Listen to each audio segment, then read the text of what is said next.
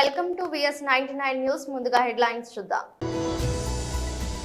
నర్సరావుపేట మాజీ MLA Shri Kasu Mahesh Reddy press meet.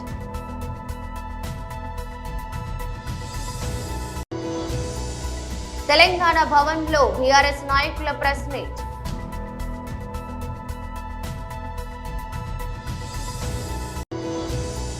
MLC ఎన్నికలు 2025 హైదరాబాద్ లోని హరిత ప్లాజాలో బీజేపీ సమావేశం. జి కిషన్ రెడ్డి మరియు డాక్టర్ ఎన్ గౌతమ్ రావు. కళ్ళు లభించకపోవడం వలన వింత వింతగా వికృత చేష్టలు చేస్తున్న ప్రజలు.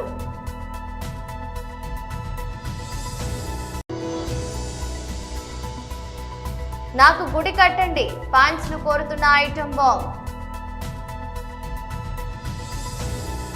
నర్సరావుపేట మాజీ MLA Shri Kasu Mahesh Reddy press meet నిర్వహించారు. సగటుగా 10-15 గోవులు చనిపోతుంటే మొన్న వైఎస్ఆర్సీపీ పార్టీ ప్రతిపక్ష నాయకుడు అక్కడ కరుణాకర్ రెడ్డి గారు ఇంత అన్యాయం జరుగుతుంది ఈ ప్రాంతంలో, పవిత్రమైన ప్రాంతంలో, పవిత్రంగా భావించే గోవుకే రక్షణ లేదు, దాదాపు 150-160 గోవులు చనిపోయినాయి అని ప్రెస్ మీట్ పెడితే సమస్యని స్వాగతిస్తూ ఒక బాధ్యత కలిగిన పాలక పక్షం అయితే ఏం చేయాలి? అక్కడ సందర్శించి నిజమెంత అబద్ధం ఎంత, అసలు నిజంగా చనిపోయినాయా, ఒకవేళ చనిపోతే ఎందుకు చనిపోతున్నాయి, మిగతా వాటినన్నా రక్షించేటట్టు మరోసారి ఇటువంటి ఘటన జరగకుండా చూడాల్సింది పోయి ఎదురుదాడి. చంద్రబాబు నాయుడు గారు, లోకేష్ గారేమో ఇదంతా ఫేక్ న్యూస్, మార్ఫింగ్, ఒక్కటి కూడా చనిపోలేదంటారు. అక్కడ తిరుపతి ఎమ్మెల్యేనేమో శ్రీనివాసులు గారేమో 40 చనిపోయినాయి అన్నాడు. ఈఓ గారు వచ్చి 30 అంటారు. చైర్మన్ గారు మరొక అడుగు ముందుకేసి ఖచ్చితంగా 20 అయితే చనిపోయినాయి, అయినా ఏముంది దీంట్లో, మీ ఇంట్లో చనిపోరా ఏంది అన్నాడు. వాస్తవమే, వయసు రీత్యా పెద్దవాళ్ళై అందరిళ్లలో ఎవరో ఒకరు చనిపోతుంటారు, బాధపడుతుంటాం. ఎవరి జీవితం శాశ్వతం కాదు. ఇంకో 30-40 సంవత్సరాలు ఆ చైర్మన్ గారు ఉండరు, ఇంకో 50 సంవత్సరాలు నేను ఉండను, ఎవ్వరూ శాశ్వతం కాదు. కానీ ఆయన అన్నట్టు ఒకే ఇంట్లో 2-3 నెలల్లో పెద్దవాళ్ళు చిన్నవాళ్ళు ఒక 5-6 చనిపోతే ఆందోళన చెందరా? మొత్తం వచ్చి ఆ ఇంట్లో కూర్చోరా? ఏం జరుగుతుంది ఆ ఇంట్లో? ఏమన్నా అంటరాని వ్యాధులు సోకాయా? దాన్ని ఎలా ఆపాలి? వేరే వాళ్ళ ఆపద పడకుండా చూడాలి, రక్షించాలా లేదా? మరి వాళ్ళు చేయాల్సిన బాధ్యత వాళ్ళకు ఉన్నిందా లేదా? చైర్మన్ కావచ్చు, ఈవో కావచ్చు, జేఈఓ కావచ్చు, ఇతర అధికారులు కావచ్చు, ఇలా గోశాలలో చనిపోతున్నాయి, ప్రతి నెల ఇదే జరుగుతుంది అన్నప్పుడు వెంటనే సందర్శించి నిపుణుల్ని తీసుకెళ్లి, వెటనరీ డాక్టర్లు బహుశా నాకు తెలిసి ఖచ్చితంగా తిరుపతి దేవస్థానం కూడా ఉంటుంది. ఏం చేస్తున్నారు వీళ్ళంతా? ఈ రోజున బాధ్యత కలిగిన ప్రతిపక్షం అంటే ఏంటి? ప్రజల సమస్యలు లేవనెత్తటమే మా ప్రథమ కర్తవ్యం. అదే చేశారు తిరుపతిలో కరుణాకర్ రెడ్డి గారు కానీ ఇతర వ్యక్తులు కానీ. ఆ సమస్య లేవనెత్తారు కాబట్టి మీరు అక్కడికి పోయి చెప్పండి, ఇది జరిగింది, ఇది జరగలేదు. ఆయన మీద ఎదురుదాడి. తెలుగుదేశం అధ్యక్షుడు, రాష్ట్ర అధ్యక్షుడు శ్రీనివాస్ గారు అయితే బహిరంగ ఛాలెంజ్, రండి చూసుకుందాం, నిరూపిద్దాం. అవసరమా బహిరంగ ఛాలెంజ్? దేవుడి సన్నిధిలో అపచారాలు జరుగుతుంటే, అత్యంత దయనీయమైన పరిస్థితులుంటే దాన్ని సరిచేయాలి. ఆయన వచ్చి అక్కడ ఇలా కాదు, ఇలా చేయండి, సలహాలు సూచనలు ఇవ్వండి. లేదు కరుణాకర్ రెడ్డి గారు మీరు ఇంతకుముందు చేశారు, మీ సూచనలు కూడా ఇవ్వండి, ఇంకా మంచి వ్యవస్థను తీసుకొస్తాం అని చెప్పాల్సింది పోయి ఎదురుదాడి. కొన్ని బహిరంగ. తెలంగాణ భవన్ లో బీఆర్ఎస్ నాయకులు ప్రెస్ మీట్ నిర్వహించారు. నిన్న గ్రూప్ 1 విషయంలో హైకోర్టు ఇచ్చినటువంటి తీర్పుతోని అంతిమ విజయం ఎప్పుడైనా ధర్మాంది అని మరొకసారి రుజువైంది. హైకోర్టు ఇచ్చినటువంటి ఒక తీర్పు ఈ రాష్ట్ర ప్రభుత్వానికి, టీజీపీఎస్సీకి ఒక చెంపపెట్టు లాంటిది. ఇది విద్యార్థులు, ఈ రాష్ట్ర యువత, గ్రూప్ 1 యాస్పిరెంట్స్ వాళ్ళ యొక్క పోరాట ఫలితం ఈ తీర్పు. ఇది వారి సాధించినటువంటి ఒక గొప్ప విజయంగా మేము భావిస్తూ ఉన్నాం. అదేవిధంగా ఈ విద్యార్థులకు అండగా నిలిచినటువంటి బీఆర్ఎస్ పార్టీది కూడా ఒక నైతిక విజయం అని చెప్పి మేము భావిస్తున్నాం. ఎందుకంటే ఈ గ్రూప్ 1 పరీక్ష నిర్వహణలో, ఫలితాల్లో, మూల్యాంకనంలో అనేక అవకతవకలు జరిగినాయి. ఇదంతా గందరగోళంగా ఉన్నది, ఏదో గోల్మాల్ జరిగిందని చెప్పి బీఆర్ఎస్ పార్టీ పక్షాన మేము మొదటి రోజు నుండి వాదిస్తూ వచ్చినాం. అయితే ఒక బాధ్యతాయుతమైనటువంటి ఒక రాజకీయ పక్షంగా, ఒక ప్రతిపక్ష పార్టీగా ప్రజల పక్షాన ప్రభుత్వానికి ప్రశ్నలు వేస్తే వాటికి సమాధానాలు చెప్పాల్సింది పోయి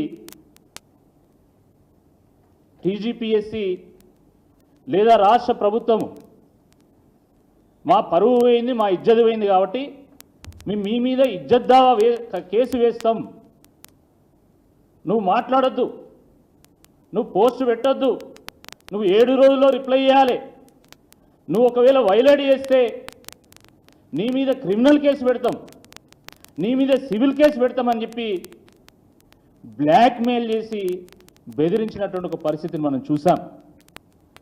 ఆ రోజు టీజీపీఎస్సీ మాకు నోటీస్ ఇస్తే నిన్న హైకోర్టు టీజీపీఎస్సీకి, రాష్ట్ర ప్రభుత్వానికి నోటీస్ ఇచ్చింది. న్యాయం ఎవరి వైపు ఉందో చాలా స్పష్టంగా అర్థమైంది. ఎన్ని అనుమానాలు, ఎన్ని అవకతవకలు, ఎంత గందరగోళం, ఎంతమంది సఫర్ అవుతా ఉన్నారు, అయినా కూడా ప్రభుత్వానికి కనీసం చీమ పుట్టినట్టు కూడా లేదు. పైగా యాస్పిరెంట్స్ ఎవరైనా న్యాయస్థానాన్ని ఆశ్రయిస్తే ముఖ్యమంత్రి గారు ఏం మాట్లాడతారండి? ఇటీవల రవీంద్ర భారతిలో మాట్లాడుతూ ఎమ్మెల్సీ ఎన్నికలు 2025 హైదరాబాద్ లోని హరిత ప్లాజాలో బీజేపీ సమావేశం. జి కిషన్ రెడ్డి మరియు డాక్టర్ ఎన్ గౌతమ్ రావు పాల్గొన్నారు. అనేక మంది ప్రజలు, ఉద్యమకారులు, స్వతంత్ర సమరయోధులు ఏదైతే పోరాటం చేశారో ఆ వారసత్వాన్ని పుణికిపుచ్చుకొని ఈ రోజు కూడా రజాకారులకు వ్యతిరేకంగా పోరాటం చేస్తున్నటువంటి ఏకైక పార్టీ భారతీయ జనతా పార్టీని సందర్భంగా మనం చేస్తున్నాం. మీరు ఏమన్నా కూడా, అది మతోన్మాదం అన్నా మరొకటి అన్నా కూడా ఈ రోజైనా పోరాటం చేస్తాము, భవిష్యత్తులో కూడా మరింత పోరాటం చేసేటువంటి పరిస్థితి ఉన్నది. మజ్లిస్ పార్టీ కుట్ర చేస్తా ఉంది. ఈరోజు పాత పట్టణానికే పరిమితం కాలే, హైదరాబాద్కే పరిమితం కాలే. అది నల్గొండలో కౌన్సిలర్స్ గెలుస్తారు, మహబూబ్ నగర్లో కౌన్సిలర్స్ గెలుస్తారు, సంగారెడ్డిలో గెలుస్తారు, ఆదిలాబాద్లో గెలుస్తారు, నిర్మల్లో గెలుస్తారు, యావత్ తెలంగాణ అంతా కూడా విస్తరిస్తున్నారు. వాళ్ళ యొక్క ఆలోచన ఒకటే, చాప కింద నీరులాగా తెలంగాణలో అన్ని అసెంబ్లీ కేంద్రాలలో విస్తరిస్తూ ఉంది. ఈరోజు హైదరాబాద్లో తీసుకుంటే భారతీయ జనతా పార్టీని ఓడించేటువంటి ఏకైక లక్ష్యంతో, భారతీయ జనతా పార్టీని ఓడించగలటువంటి ప్రధాన ప్రత్యర్థి అది కాంగ్రెస్ పార్టీ కానీ, అది బీఆర్ఎస్ పార్టీ కానీ, మరొక పార్టీ కానీ, వాళ్ళు ఎంచుకొని ఆ పార్టీలను గెలిపిస్తారు, తమ ఏజెంట్లను గెలిపిస్తారు. మజ్లిస్ పార్టీకి ఏజెంట్లుగా ఈరోజు కాంగ్రెస్ పార్టీ, మజ్లిస్ పార్టీ కనుసైగల్లో పనిచేసేటువంటి బీఆర్ఎస్ పార్టీ ఆ పార్టీలను గెలిపిస్తారు తప్ప భారతీయ జనతా పార్టీని ఓడించాలన్నటువంటి ప్రధానమైనటువంటి దుర్మార్గపు ఆలోచనతో ఈ 3 పార్టీలు కూడా జతగట్టి పనిచేస్తా ఉన్నాయి. ఈ 3 పార్టీలు కూడా ఒకే మాట మీద ఉంటారు. బీజేపీ విషయానికి వస్తే ఈ 3 పార్టీలు కూడా కలిసి పనిచేస్తారు. ఈ 3 పార్టీలు కూడా ఒకే తాను ముక్కలే. అందుకే తెలంగాణ ప్రజలు జాగ్రత్త పడాలి. మజ్లిస్ పార్టీ లక్ష్యం ఈ రోజు కాకపోయినా రేపైనా బీఆర్ఎస్ పార్టీ కాంగ్రెస్ పార్టీ భుజాల మీద నడుస్తూ ఈ పార్టీల తల మీద కాళ్ళు పెడుతూ ఈ తెలంగాణలో జెండా ఎగరేయాలనేటువంటి ప్రధాన లక్ష్యం ఈ మజ్లిస్ పార్టీకి ఉన్నది. ఈరోజు హైదరాబాద్ లో ఏ రకంగానైతే ఎమ్మెల్సీ ఎలక్షన్స్ లో గెలవాలని కుట్ర చేస్తా ఉన్నారో రేపు భవిష్యత్తులో కూడా మజ్లిస్ పార్టీ తెలంగాణలో జెండా ఎగరేయడం కోసము కళ్ళు లభించకపోవడం వలన వింత వింతగా వికృత చేష్టలు చేస్తున్న ప్రజలు ఆందోళనల్లో కుటుంబ సభ్యులు. కామారెడ్డి జిల్లా బిర్కూర్ మండలం మల్లాపూర్ గ్రామంలో గ్రామస్తులు ఆందోళన చేపట్టారు. వివరాల్లోకి వెళ్తే ఎక్సైజ్ శాఖ అధికారులు కళ్ళు దుకాణాలపై చర్యలు తీసుకోవడం వలన కళ్ళు వ్యాపారులు సరఫరా నిలిపివేశారు. తద్వారా గ్రామంలో తీవ్ర ఇబ్బందులకు గురవుతున్నామంటూ గ్రామస్తులు ఆందోళన చేపట్టారు.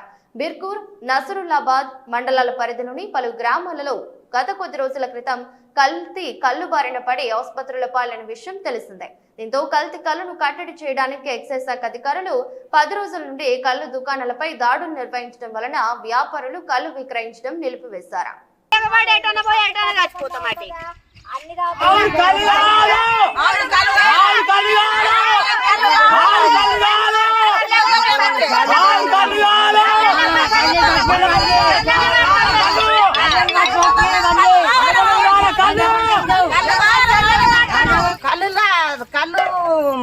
రోమకు బారకపోయింది సారు. మాకు పిచ్చి లేస్తున్నది.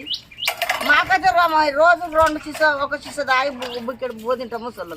ఆ ముసలి వాడిపోయింది, ఆ ముసలోడు వాడిపోయింది. నిన్న మొన్న అందరం దాక్కుంటారు. ఇప్పుడు రోమకు అప్పుడు 1 పరి అట్లా పిసలు వేసి మంది అంటారు చచ్చిపోయారేమన్న మంది.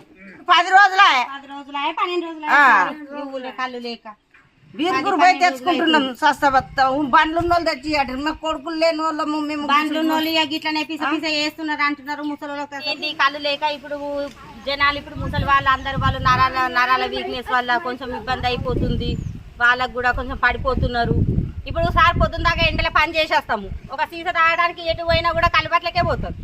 ముసలి వాళ్ళు అసలు ఎటు పోతారు సారు? శాతగానులు ఎడిపోతారు. ఇప్పుడు మేము కాలు చేతులు ఉన్నాయని ఏదో బండ్లు ఉన్నాయని మేము ఎక్కడి నుంచో తీసుకొచ్చుకొని మేము ఇది చేస్తున్నాము. ముసలి వాళ్ళు ఎడిపోతారు. ఎండలు ఏమైనా తోడం కొడుతున్నాయి సారు? 15 రోజులు అవుతుంది మా ఊరికి రాక. 15 రోజుల నుంచి అయితే కళ్ళు ఊరికి రావడమే లేదు. మల్లపురము నా పేరు పోషావా పందిరి పోషావా. మా కాళ్ళు చేతులు బీకపోతే నరాలని గుంజుకపోతున్నాయి. కాళ్ళు లేక అన్నం పోకొచ్చింది, నీరసం అయిపోతుంది. సప్పుడు దాకా కుక్కలలో ముదురుకుంటున్నాం. కాళ్ళు పంపిరు సారు ఎట్లన్నా చేసి. మాట్లాడుతున్నా కానీ కాళ్ళు అనుకుంటున్నాయి. బాలీవుడ్ నటి ఐటమ్ బాంబ్ ఊర్వశి రౌతెల మరోసారి తన వ్యాఖ్యలతో వార్తల్లో నిలిచారు. తెలుగులో వాల్తేరు వీరయ్య, స్కంద వంటి చిత్రాల్లో ప్రత్యేక గీతాలు నర్తించి గుర్తింపు పొందిన ఈమె ఇటీవల ఇంటర్వ్యూలో చేసిన వ్యాఖ్యలు సోషల్ మీడియాలో తీవ్ర చర్చనీయాంశమయ్యాయి. ఉత్తర భారతదేశంలో తన పేరు మీద ఒక గుడి ఉందని, అదే విధంగా దక్షిణాదిలో కూడా అభిమానులు తనకు గుడి కట్టాలని కోరుకుంటున్నారని ఆమె పేర్కొనడం వివాదానికి దారితీసింది. ఇటీవల మీడియా సంస్థకు ఇచ్చిన ఇంటర్వ్యూలో ఊర్వశి రౌతెల మాట్లాడుతూ, నార్త్ ఇండియాలో నా పేరు మీద ఒక గుడి ఉంది. బద్రీనాథ్ టెంపుల్ పక్కన ఉన్న ఊర్వశి టెంపుల్ నా కోసం కట్టారా. అలాగే టాలీవుడ్ చిరంజీవి సినిమాతో ఎంట్రీ ఇచ్చి వరుసగా స్టార్ హీరోల సినిమాలో అవకాశాలు రావడంతో నాకు ఇక్కడ కూడా అభిమానులు ఏర్పడ్డారా. ఉత్తరాదిలో లాగే దక్షిణాదిలో కూడా నా అభిమానులు గుడి కట్టాలని కోరుకుంటున్నానని అన్నారు. ఆమె చేసిన ఈ వ్యాఖ్యలు క్షణాల్లో సోషల్ మీడియాలో వైరల్ అయ్యాయి. దీనిపై నెటిజన్లు భిన్నాభిప్రాయాలు వ్యక్తం చేస్తున్నారు. కొందరు ఆమె ఆత్మవిశ్వాసాన్ని ప్రశంసిస్తుండగా మరికొందరు ఆమె వ్యాఖ్యలు అతిశయోక్తిగా ఉన్నాయని, ఇలాంటి వ్యాఖ్యలు సరికాదని విమర్శిస్తున్నారు. ముఖ్యంగా తనకు గుడి కట్టాలి అని కోరడంపై తీవ్ర స్థాయిలో ట్రోలింగ్ జరుగుతోంది. గతంలో కూడా ఊర్వశి రౌతెల కొన్ని వివాదాస్పద వ్యాఖ్యలు చేసిన సందర్భాలున్నాయి. తాను నటించిన సినిమా 100 కోట్లు వసూలు చేసిందని, అదే సమయంలో విడుదలైన కియారా అద్వానీ సినిమా ఫ్లాప్ అయిందని ఆమె చేసిన వ్యాఖ్యలు అప్పట్లో చర్చనీయాంశమయ్యాయి. తాజాగా గుడికి సంబంధించిన వ్యాఖ్యలతో ఆమె మరోసారి వార్తల్లో వ్యక్తం చేశారు. జయశంకర్ భూపాలపల్లి జిల్లా మాజీ ఎమ్మెల్యే గండ్ర వెంకట రమణారెడ్డి నెల 27వ తారీఖు జరగబోయే టీఆర్ఎస్ రజతోత్సవ సభకు అందరూ కదిలి రావాలని పిలుపునిచ్చారు. గ్రామంలోని అన్ని వార్డుల నుండి గలమెత్తి కదులుదాం, తెలంగాణ పార్టీ మన బీఆర్ఎస్ పార్టీ రజతోత్సవ బహిరంగ సభను విజయవంతం చేద్దామనే కార్యకర్తల సమావేశంలో భూపాలపల్లి మాజీ ఎమ్మెల్యే గండ్ర వెంకట రమణారెడ్డి తెలిపారు. మోటార్ సైకిల్ ర్యాలీతో ప్రారంభమై ప్రతి గ్రామంలో కూడా మన కుటుంబ సభ్యులందరినీ కూడా కలుసుకొని మరి కేసీఆర్ గారు తలపెట్టినటువంటి భారీ బహిరంగ సభ తెలంగాణ రాష్ట్ర సమితిగా స్థాపించేటటువంటి పార్టీ ఈరోజు భారత రాష్ట్ర సమితిగా రూపాంతరం చెందిన తర్వాత 24 ఏళ్ళు పూర్తి చేసుకొని 25 సంవత్సరాలు అడుగుపెడుతున్న శుభ సందర్భంలో బహిరంగ సభ నిర్వహించాలని పిలుపునియడం, ఆ సభను విజయవంతం చేయడం కొరకు ప్రతి గ్రామానికి మనం రావడం, అదే సంఖ్యలో మీరు కూడా చాలా స్వచ్ఛందంగా ఉత్సాహంగా ఈరోజు మేమందరం కూడా తరలి వస్తామని చెప్పడం చాలా సంతోషం. మీ అందరికీ తెలుసు, తెలంగాణ ఆ రోజు సమైక్య రాష్ట్రంలో కలిసినప్పుడు అయిష్టంగానే కలిసినప్పుడే ఢిల్లీలో కూర్చున్న పెద్దలు ఒకే భాష ఒకే రాష్ట్రం ఉంటే బాగుంటుంది, భాషా సంయుక్త రాష్ట్రాలుగా భాషల ప్రకారం విభజన జరగాలని చెప్తే తెలుగు మాట్లాడే వాళ్ళం ఆంధ్రప్రదేశ్గా అవతరించినాం. కానీ మనం ఎప్పుడు కూడా ఆంధ్రతో కలిసి లేం. మనం నిజాం కంట్రోల్లో ఉన్నాం, వాళ్ళు బ్రిటిష్ కంట్రోల్లో ఉన్నారు. వాళ్ళు కొంత మనకంటే కొంచెం జిత్తులు వేయడంలో వాళ్ళు కొంచెం సిద్ధహస్తులు. కాబట్టి తెలంగాణ ఆంధ్రప్రదేశ్ ఏర్పడ్డ తర్వాత కలిసి ఉన్న ప్రతి విషయంలో మనకు వివక్ష జరిగింది. నీళ్ళల్లో, నిధులలో, ఉద్యోగ అవకాశాలలో జరుగుతూ వస్తుంటే కేసీఆర్ గారు చాలా సంవత్సరాలు శాసనసభ్యుడిగా, మంత్రిగా చూస్తూ వస్తూ ఎన్ని రోజులు ఈ యొక్క సాంఘిక అసమానతలు, ఎన్ని రోజులు ఈ పెత్తనం అని చెప్పి ఈ రాష్ట్రం ఏర్పడితేనే ఈ ప్రాంతం యొక్క విముక్తి జరుగుతుందనే ఉద్దేశంతో ఆ రోజు పార్టీ పెట్టడమే కాకుండా ఒక తెలంగాణ అంటే తెలంగాణ రాదు, ఏదో ఒక రాజకీయ పార్టీ జాతీయ స్థాయిలో ఉన్న పార్టీతో కలిస్తేనే వస్తుందని గుర్తించి ఆ రోజు కాంగ్రెస్తో కలవడం, ఆనాడు ఉండేటువంటి సంకీర్ణ ప్రభుత్వంలో చేరడం, కామన్ మినిమం రాష్ట్రంలోని 8,427 మంది క్రైస్తవ పాస్టర్లకు నెలకు 5,000 చొప్పున గౌరవ వేతనం ఇవ్వనున్నట్టు ఏపీ ప్రభుత్వం ప్రకటించిన సంగతి తెలిసిందే. ఈ మేరకు సంబంధిత శాఖ అధికారులు ఉత్తర్వులు జారీ చేశారు. ఈ నేపథ్యంలో ముఖ్యమంత్రి చంద్రబాబుపై ప్రజాశాంతి పార్టీ అధ్యక్షుడు కేఏ పాల్ విమర్శలు గుప్పించారు. 8,000 మంది పాస్టర్లకు నెలకు 5,000 గౌరవ వేతనాన్ని ఇస్తామని గుడ్ ఫ్రైడే సందర్భంగా ప్రకటించారని, గౌరవ వేతనాన్ని ఇంతకు ముందు ఇవ్వకుండా ఇప్పుడు ఎందుకు ఇస్తున్నారో చెప్పాలని చంద్రబాబును కేఏ పాల్ డిమాండ్ చేశారు. పాస్టర్ ప్రవీణ్ ది హత్య అంటూ కోట్ల మంది క్రిస్టియన్లు, హిందువులు, ముస్లింలు ముందుకు రావడంతో పాస్టర్ల ద్వారా వారి నోరు మూయించే ప్రయత్నం చేస్తున్నారా అని ప్రశ్నించారు. హిందువులను క్రైస్తవులుగా మారుస్తున్నారని గతంలో చంద్రబాబు అన్నారని, ఆ తర్వాత పవన్ కళ్యాణ్ కూడా అదే మాట మాట్లాడారని పాల్ మండిపడ్డారు. 8,000 మంది పాస్టర్లకు మాత్రమే గౌరవ వేతనం ఇస్తే మిగిలిన 80,000 మంది పాస్టర్ల సంగతి ఏమిటని ప్రశ్నించారు. వేలాది మంది ముస్లిం మౌలానాలు, హిందూ అర్చకుల సంగతి ఏమిటని అడిగారు. దైవ జనులారా, మనం ఎవరూ మోసపోకూడదని పాల్ అన్నారు. ₹1,00,000 కూడా లేని వ్యక్తి లక్షల కోట్లకు అధిపతి ఎలా అయ్యారనేది ప్రతి ఒక్కరూ ప్రశ్నించుకోవాల్సిన అవసరం ఉందని చెప్పారు. మనం అమ్ముడు పోకూడదని అన్నారు. అందరం కలిసి పోరాడి మన పార్టీని గెలిపించుకుందామని పిలుపునిచ్చారు. ఉద్యోగుల సమస్యలు పరిష్కరించాలి, రాష్ట్ర ప్రభుత్వాన్ని డిమాండ్ చేసిన రాష్ట్ర ఎన్జీజీఓ ఉపాధ్యక్షులు డివి రమణ కొత్తవలస మండలంలో కొత్తవలస తాలూకా యూనిట్ సర్వసభ్య సమావేశంలో తాలూకా అధ్యక్షులు జేవి ప్రసాద్ అధ్యక్షతన జరిగిన మీటింగ్ లో ముఖ్య అతిథిగా రాష్ట్ర ఎన్జీఓ ఉపాధ్యక్షులు పాల్గొన్నారు. రమణ మాట్లాడుతూ వైద్య ఆరోగ్య శాఖలో పనిచేస్తున్న వివిధ కేటగిరీ ఉద్యోగులు రీడెప్లాయ్మెంట్ రద్దు చేయాలని, ఇప్పుడు పనిచేస్తున్న సీనియర్ ఏఎన్ఎంస్ కి కౌన్సిలింగ్ నిర్వహించి ఖాళీలను భర్తీ చేసి సచివాలయం హెల్త్ సెక్రటరీలు గ్రేడ్ 11 ఏఎన్ఎంస్ గా ప్రమోషన్స్ లిస్టు జిల్లాల వారీగా తయారు చేయాలని డిమాండ్ చేశారు. హెల్త్ అసిస్టెంట్స్ రీడెప్లాయ్మెంట్ రద్దు చేసి ఆరోగ్య ఉప కేంద్రాల వారీగా ఖాళీలను భర్తీ చేయాలని, ఉమ్మడి జిల్లాలో రీడెప్లాయ్మెంట్ చేస్తే పిల్లలు చదువులు, ఫ్యామిలీ ఒక దగ్గర, వీరు ఒక దగ్గర పనిచేయాల్సి వస్తుందని, అందరికి 55 సంవత్సరాలు పైబడి బీపీలు, షుగర్ తో బాధపడుతున్నారని ఆవేదన వ్యక్తం చేశారు. మేము ఈరోజు ఇమీడియట్గా పేరియజం కమిషన్ని వేయాలని, తద్వారా పీఆర్సీని కూడా కొత్త పీఆర్సీని మేము మాకు కూడా ఇవ్వాలని చెప్పేసి అనుకుంటున్నాం. అదే సందర్భంలో పీఆర్సీ కమిషన్ వేసిన తర్వాత ఏదైతే కొత్త పీఆర్సీ వచ్చే లోపు ఏదైతే ఐఆర్ ఉందో ఇంటీరియం రిలీఫ్ ఇవ్వాలని ఆ విధంగా కోరుదామనేసి మా ప్రభుత్వంతో పాటు ఉన్నటువంటి మా నాయకత్వం కూడా రేపు స్టేట్ ఎగ్జిక్యూటివ్ 22 నెక్స్ట్ వీక్లో 22వ తారీఖున రాష్ట్ర కార్యవర్గ సమావేశం జరుగుతుంది. ఏదైతే ఈ జిల్లాలోనూ తాలూకాల స్థాయిలో ఉన్నటువంటి కింద స్థాయిలో ఉన్నటువంటి ఉద్యోగులు ఏదైతే ఇబ్బందులు పడుతున్నారో ఈ ఇబ్బందులన్నింటినీ కూడా క్రోడీకరించి రాష్ట్ర కార్యవర్గంలో చర్చించడం జరుగుతుంది. ముఖ్యంగా ఈ రోజు ఉన్నటువంటి రిఫార్మ్స్లో భాగంగా ఏదైతే వైద్య ఆరోగ్య శాఖలోనూ ఎడ్యుకేషన్లోనూ డిపార్ట్మెంట్లోనూ చాలానే రిఫార్మ్స్ చేస్తున్న సందర్భంలో ఏదైతే ఆ రిఫార్మ్స్ చేసే సందర్భంలో వచ్చినటువంటి ఇబ్బందులు, ఉద్యోగస్తులకు ఇబ్బందుల్ని పరిశీలనలో తీసుకొని ముఖ్యంగా 143 జీవోనో లేకపోతే డిప్లాయ్మెంట్ వైద్య ఆరోగ్య శాఖలో రీడిప్లాయ్ చేసేటువంటి ఉద్యోగస్తుల్ని మళ్ళీ సరైన పద్ధతిలో వాళ్ళ ప్లేస్లో తీసుకురావడమనో, లేదు మొన్నటి వరకు కాంట్రాక్ట్ ఎంప్లాయీగా చేస్తూ 1207 జీవో ప్రకారం కాంట్రాక్ట్ నుంచి తొలగించబడినటువంటి సుమారు 15-20 సంవత్సరాల పాటు పనిచేస్తున్నటువంటి కాంట్రాక్ట్ ఎంప్లాయీస్ని తొలగించడాన్ని దాన్ని కూడా చర్చించడం జరిగింది. ప్రభుత్వం దృష్టికి ఏవైతే ఇలాంటి ఇష్యూలు ఏవైతే ఉన్నాయో బర్నింగ్ ఇష్యూలు ఉన్నాయో ఇవన్నీ కూడా తీసుకెళ్లి ప్రభుత్వం దృష్టిలో కార్యవర్గ సమావేశంలో చర్చించిన తర్వాత రాష్ట్ర ప్రభుత్వంతో. వార్తలు ముగించే ముందు మరోసారి హెడ్లైన్స్. నరసరావుపేట మాజీ MLA Shri Kasu Mahesh Reddy press meet.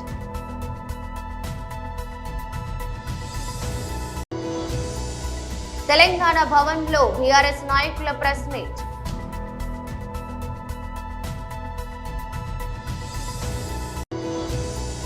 MLC ఎన్నికలు 2025 హైదరాబాద్ లోని హరిత ప్లాజాలో బీజేపీ సమావేశం. జి కిషన్ రెడ్డి మరియు డాక్టర్ ఎన్ గౌతమ్ రావు. కళ్ళు లభించకపోవడం వలన వింతగా వికృత చేష్టలు చేస్తున్న ప్రజలు.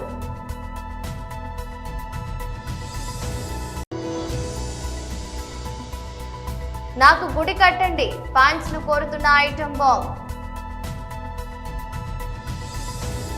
ఇతర బులెటిన్ మరో బులెటిన్లో మళ్ళీ కలుద్దాం. అంతవరకు సెలవు, నమస్కారం.